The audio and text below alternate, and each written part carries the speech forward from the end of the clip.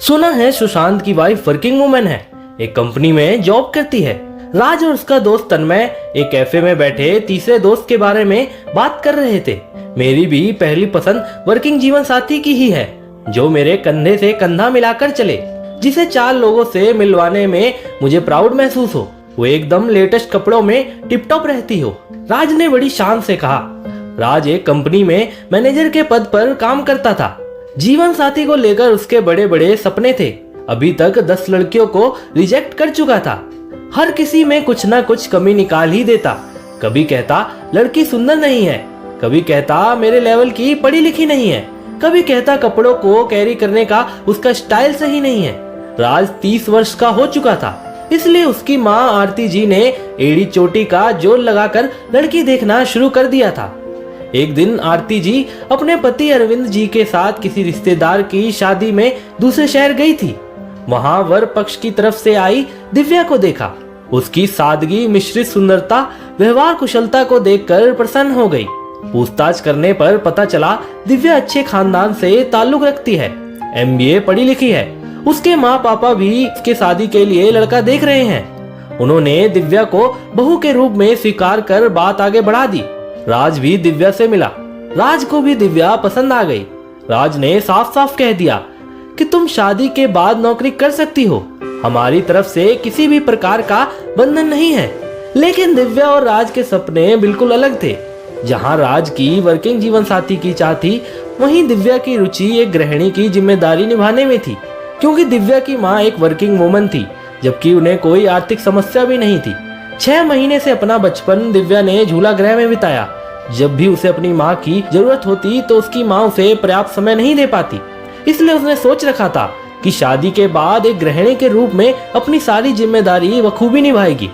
परिवार के बढ़ते दबाव को देखते हुए राज ने सोचा, दिव्या है तो सुंदर पढ़ी लिखी, अभी इस बात को जाने देता हूँ, बाद में उसे समझा दूंगा।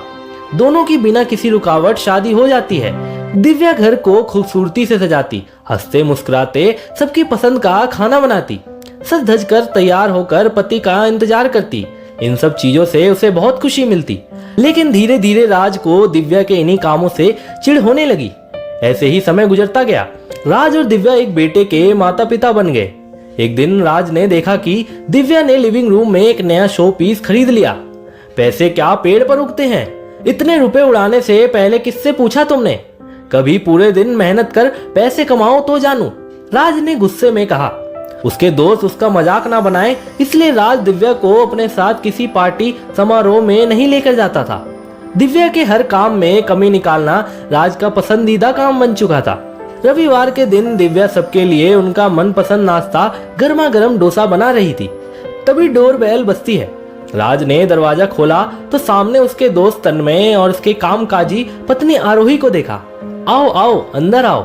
राज ने दोनों पति पत्नी को सम्मान से बिठाया। अरे पास ही हफ्ते भर की सब्जी लेने आए थे तो सोचा तुमसे भी मिलते चलें, तन्मय बोला। तभी साड़ी का पल्लू साइड में डाले दिव्या गर्मा गर्म नाश्ता लेकर आती है। उसे देखकर राज मन ही मन गुस्सा होता है। तन्मय की पत्नी नाश्ते और खूबसूरती से सजे घर की तारीफ करती है। कितनी खूबसूरती से घर का डेकोरेशन किया गया है, कितनी सफाई है, कहीं कोई धूल मिट्टी भी नहीं है।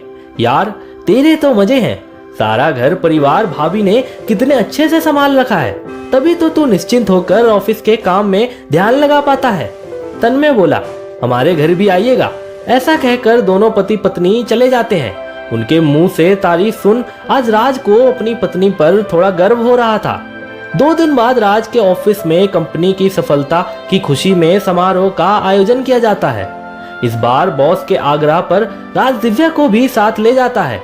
दिव्या साथ जाकर बहुत खुश होती है।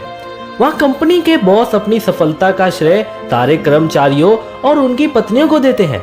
बॉस कहते हैं, मेरी पत्नी भी एक कुशल गृहिणी है, हम सब की पत्नियां हमारा घर संभालती है, हमको संभालती है, तभी हम अच्छे से ऑफिस में अपनी काबिलियत दिखा पाते हैं। हमारे पीछे घर की जिम्मेदारियां उठाने के लिए हमारी पत्नियां घर पर होती हैं। घर पर कौन सा जरूरत का सामान खत्म हो गया, कब लाना है, कितना लाना है, सब संभाल लेती हैं। हमारे माता पिता बच्चों का पूरा ध्यान रखती हैं, तभी तो हमें किसी बात की टेंशन नहीं होती। समाज रिश्तेदारी में लेन देन का पूरा हिसाब रखती हैं। मैं अपनी पत्नी की कुशलता की वजह से ही आज इस मुकाम पर पहुंचा हूँ। एक गृहिणी हर पल हमारे साथ खड़ी रहती है, सारी जिम्मेदारियों को अच्छे से संभाल लेती है। मुझे अपनी पत्नी जो कि एक गृहिणी है उस पर गर्व है और आप सबको भी अपनी पत्नी पर गर्व होना चाहिए। आज राज को अपनी छोटी सोच कि गृहिणी की समाज में कोई इज्जत नहीं होती पर शर्म आ रही थी। एक कुशल गृहिणी अपनी काबिलियत से अपने पति और परिवार को सफलता से आगे बढ़ाती है। राज को एहसास होता है कि उसके मम्मी पापा की संतुष्टि, उनकी सेहत और बच्चों की मुस्कुराहट दर्शाती है कि दिव्या के कारण उसका परिवार कितना खुश है। दिव्या के ही कारण घर में सुख शांति है। राज ने दिव्या का हाथ अपने हाथों में लेकर आंखों ही आंखों में कहा कि अब से मैं भी गर्व से कहूंगा कि मेरी पत्नी एक गृहिणी है। दोस्तों, गृहिणी वह है जिसका ऋण चुकाया नहीं जा सकता, पर ना जाने क्यों लोगों को इस बात पर शर्म आती है कि उनकी पत्नी एक गृहिणी है। दोस्तों, आपकी इस वीडियो के बारे में क्या राय है कमेंट में जरूर बताइएगा और इसी तरह की इंस्पिरेशनल वीडियोस देखने के लिए लाइक एवं फॉलो जरूर कीजिएगा। तो मिलते हैं अगली वीडियो में। आपका बहुत बहुत धन्यवाद।